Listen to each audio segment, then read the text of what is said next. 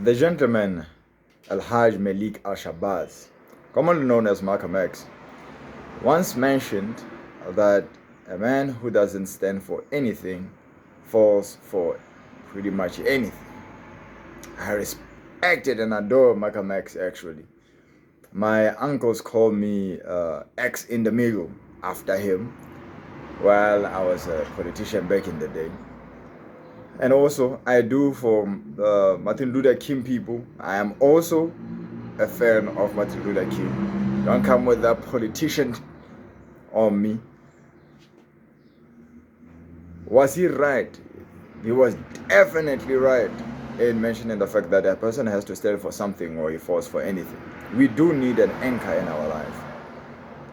It's such a fundamental and pivotal thing that we should have, we must have, as a matter of fact.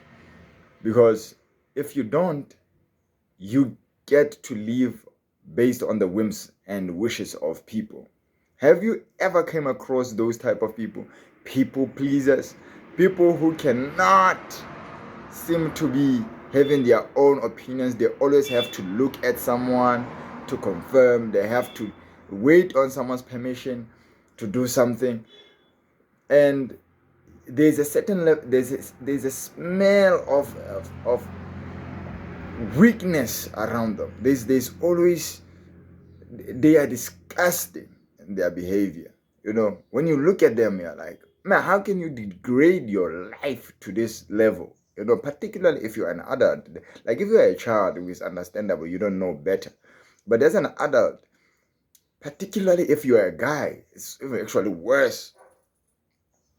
You know, when you look into the eyes of a person who doesn't have an anchor, a central principle, because these people are not centered, like they flow with the wind side by side. They don't have opinions that are steady, that are about them. When you look into their eyes, they are always screaming. The soul is always screaming, tell me, master, please tell me, what should I do? This is the only way I can pledge my value to you. This is the only way I can show that I am somebody to you. Please tell me. A pathetic scream.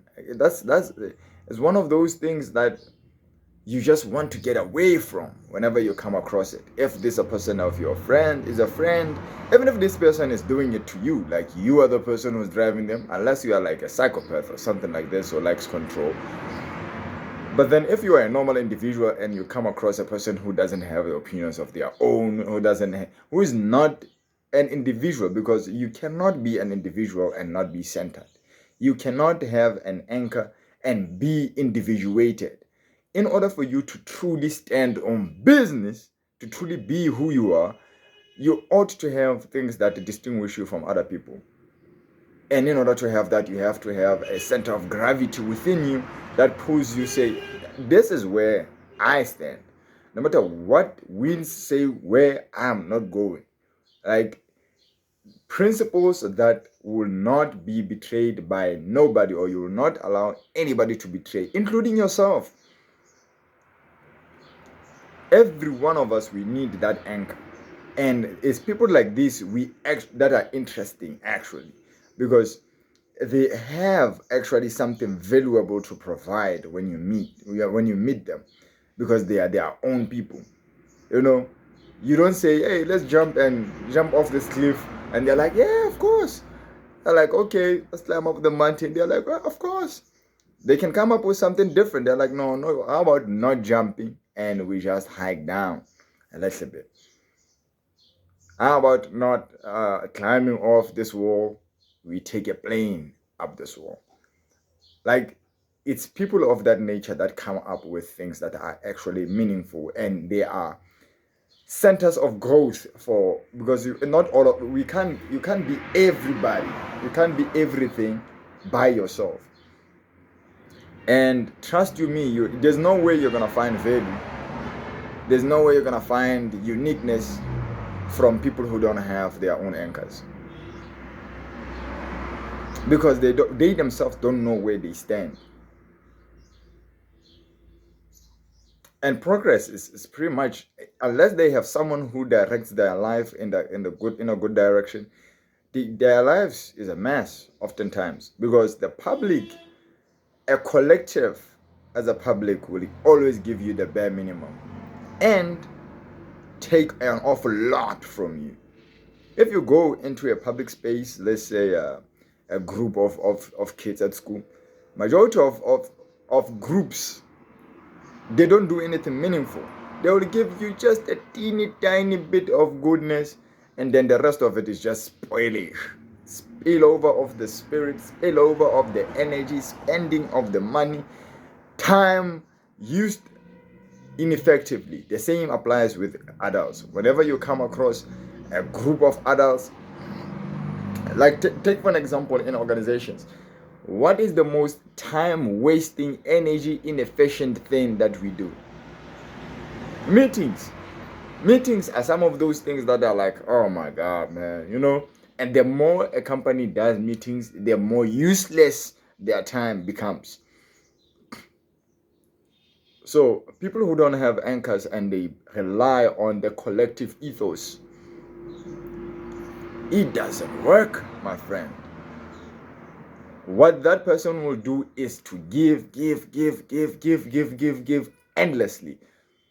And they become bitter and resentful as time goes on. And so help me God, you're not under them at any point in their life.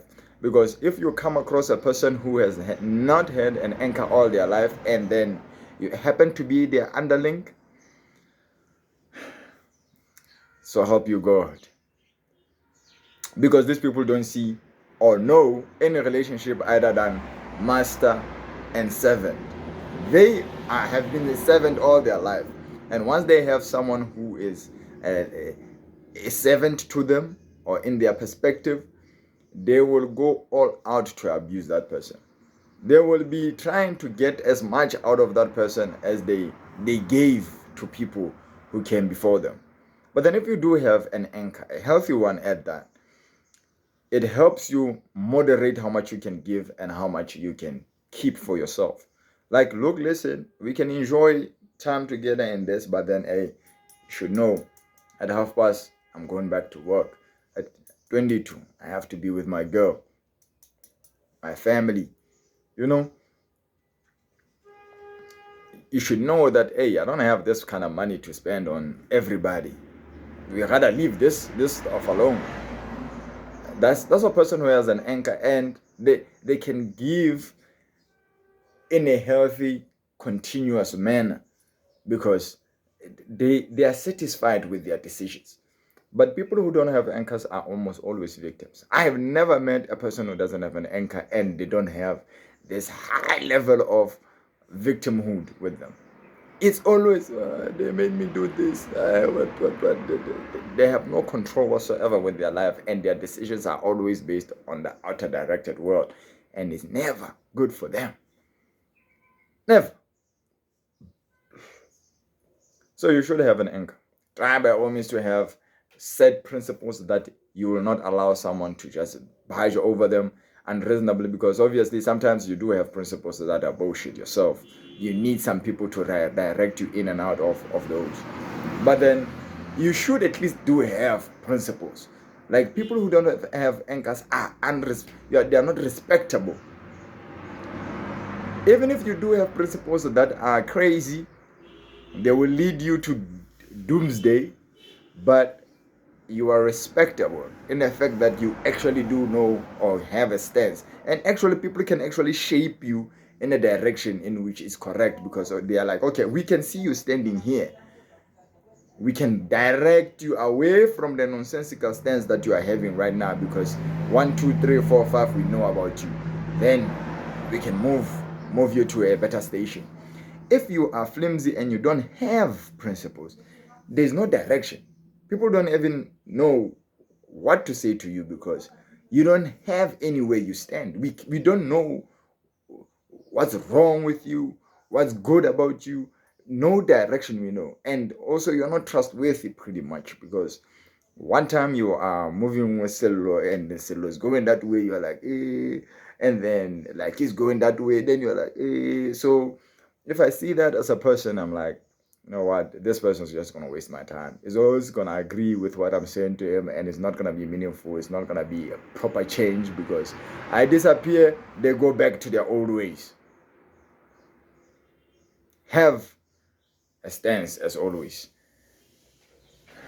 Just as Mr. Malcolm X said, you have to stand for something in order for you not to fall for anything.